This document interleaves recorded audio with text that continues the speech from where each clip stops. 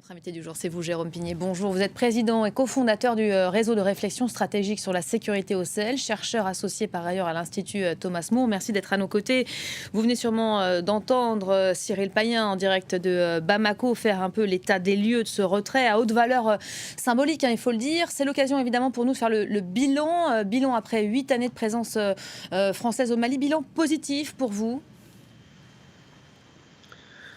Moi, je crois que la réponse ne peut pas être aussi tranchée. Il y a évidemment des aspects positifs, des réussites à mettre au compte de l'opération Serval dans un premier temps et puis Barkhane à partir de 2014, mais il y a évidemment encore un certain nombre de défis et de challenges. Je pense que dans un premier temps, l'opération Serval et puis l'opération Barkhane avaient vocation à déstabiliser les groupes armés terroristes au Mali et plus largement au Sahel, et dans un deuxième temps, d'accompagner les États et les armées de la sous-région à créer des outils et des mécanismes idoines pour renforcer leur souveraineté et les accompagner sur des questions transverses de sécurité et de développement. Ça, c'est de manière objective les objectifs assignés à l'action militaire accompagnée d'une approche politique.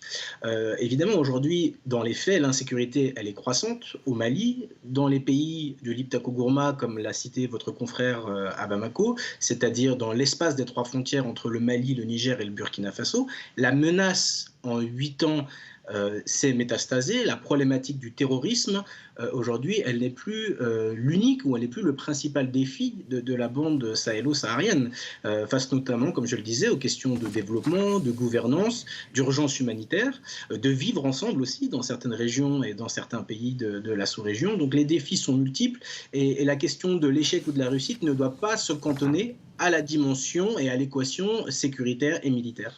Et quand on fait l'état des lieux aujourd'hui, après ces 8 ans de présence des forces françaises, on entend la très grande inquiétude, préoccupation exprimée par les populations locales face à ces groupes armés qui continuent d'étendre leur influence. Comment cette nouvelle réorganisation qui se profile et qui d'ailleurs nécessite un détail, Emmanuel Macron va se rendre à Bamako la semaine prochaine, comment vont-ils pouvoir faire face demain à ces enjeux, ces nombreux défis que vous venez de détailler?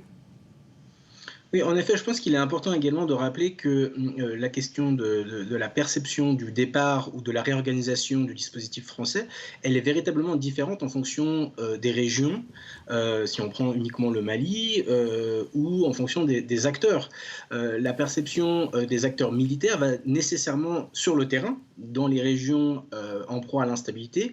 Ces perceptions-là vont être véritablement différentes des perceptions des populations. On entend régulièrement, et nous, en tant que chercheurs, on essaie d'échanger aussi pour avoir une meilleure compréhension de comment les populations sur le terrain, dans les grandes régions de Tombouctou, de Kidal, de Gao ou même de Tessalit, où il y avait encore une emprise française, on essaie de comprendre comment les personnes réagissent à, on va dire, toute cette problématique de la réarticulation du dispositif français et plus largement de l'accompagnement de la communauté internationale. Je pense que ça, c'est important de le dire dans un premier temps. Et deuxièmement, évidemment, la visite du président Emmanuel Macron, elle est essentielle dans un moment où les relations, comme l'a dit votre collègue, sont particulièrement fragilisées. Il est essentiel d'avoir un cap, mais un cap qui est défini, qui est co-défini par les Maliens et par les Français. Dans un contexte aussi de grande incertitude quant à la place que pourrait occuper demain le groupe Wagner, la société russe, société militaire privée contre laquelle l'Union européenne a décidé de sanctions récemment. Oui, en effet, encore une fois, si je disais qu'il y a quelques instants que la problématique du terrorisme n'est pas la seule inconnue de l'équation sahélo-saharienne, la problématique liée à la présence ou non de Wagner ne doit pas non plus être captée complètement le débat. C'est une inquiétude de la part de la France, et ça a été dit très clairement par plusieurs canaux officiels, le ministère des Affaires étrangères, le ministère des Armées. Ça a également été condamné, puisqu'il y a des sanctions qui ont été établies à l'endroit de certains membres du groupe Wagner par le Conseil de l'Union européenne, par le Parlement, pardon.